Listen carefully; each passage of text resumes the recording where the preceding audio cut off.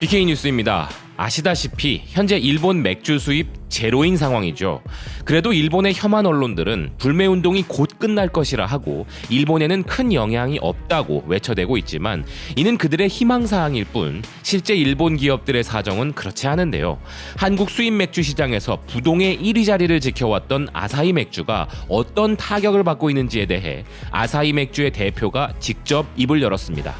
일본의 데일리 신초는 아사히 그룹 홀딩스의 대표이사 겸 CEO인 코지 아키요시와의 인터뷰를 보도했는데요.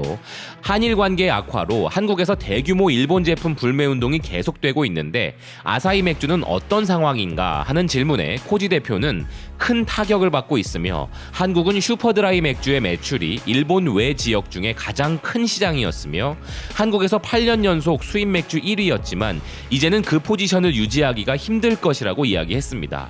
그렇게 심각하냐는 질문에 코지 대표는 이전에도 한일 관계 악화는 있어 왔지만 소비자의 영역에서는 일본 제품들이 소비되었는데 지금은 아니다라는 것인데요. 이어서 코지 대표는 현재는 매우 심각한 상황이라면서 이낙연 총리가 일본 방문 당시 한국과 일본의 1500년의 역사 속에서 불행한 역사는 50년밖에 없었다고 말한 부분을 생각하면 앞으로의 1500년은 우리가 쌓아가야 한다면서 국가와 국가 간의 일이기 때문에 민간 기업으로서는 어떻게 하기 어렵긴 하지만 그런 시각으로 생각하고 있다고 하는데요.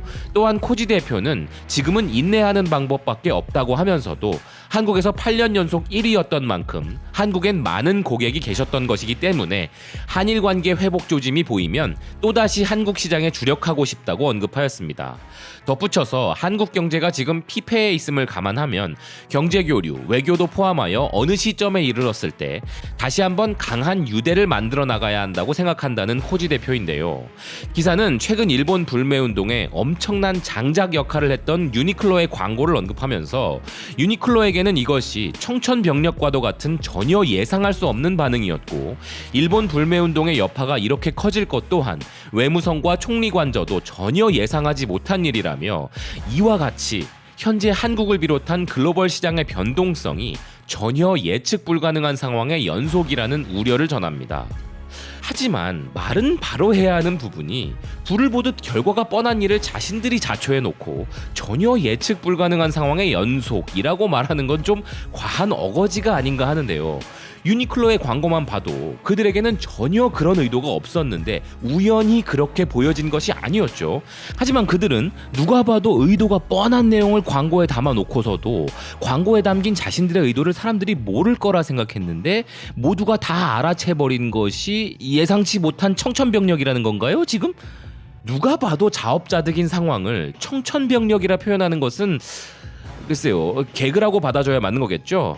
어쨌든 아사히의 입장에서는 약 4년 정도 사이에 유럽과 호주에서 공격적인 인수 작업을 통해 글로벌 기업이 된 상황인데 글로벌 시장에서 가장 큰 시장이라고 해도 과언이 아닌 한국에서 수입 제로 현상이 일어났으니 큰 타격이 있다고 봐야 할 것인데요.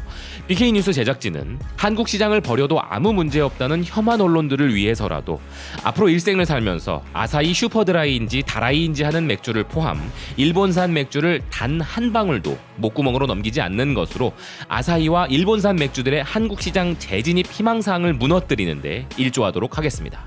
지금까지 BK 뉴스였습니다. 시청해주셔서 감사드립니다.